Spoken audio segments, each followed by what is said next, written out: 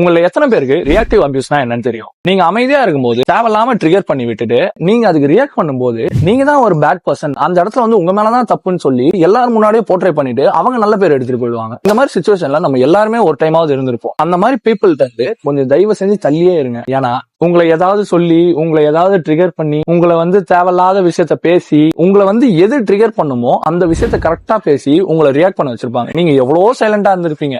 உங்களை தேவையில்லாம அவங்க பேச வச்சுட்டு அதாவது வந்து உங்க வாய்ஸ் ரைஸ் பண்ணும் போதோ ஆர் வந்து நீங்க அதுக்கு ரியாக்ட் பண்ணும் போதோ இவங்க தான் வந்து என்ன இப்படி பண்ணிட்டாங்க, இவங்க தான் என்ன இப்படி சொல்லிட்டாங்கன்னு சொல்லிட்டு அவங்க நல்லவங்க மாதிரி வேஷம் போட்டு உங்களை அந்த இடத்துல தப்பா போர்ட்ரே பண்ணிட்டு போயிடுவாங்க. இந்த மாதிரி பீப்புள்கிட்ட முடிஞ்ச அளவுக்கு சைலண்டாவே இருங்க. அப்படி உங்களால அவங்க கிட்ட சைலன்ஸை மெயின்டைன் பண்ண முடியலன்னா அவங்க கிட்ட இருந்து தள்ளி போயிடுங்க. ஏன்னா நீங்க எவ்வளவு நேரம் அமைதியா இருந்தீங்க, உங்களை அவங்க எவ்வளவு நேரம் என்னென்ன சொன்னாங்க, உங்களை என்ன பண்ணாங்கன்னு சொல்லி யாருமே உங்களை பத்தி யோசிக்க போறது கிடையாது. அந்த டைம்ல என்ன நடந்ததோ நீங்க எப்படி ரியாக்ட் பண்ணீங்களோ அதை வச்சுதான் உங்களை சுத்தி இருக்க பீப்புள் எல்லாருமே உங்களை ஜட்ஜ் பண்ணுவாங்க.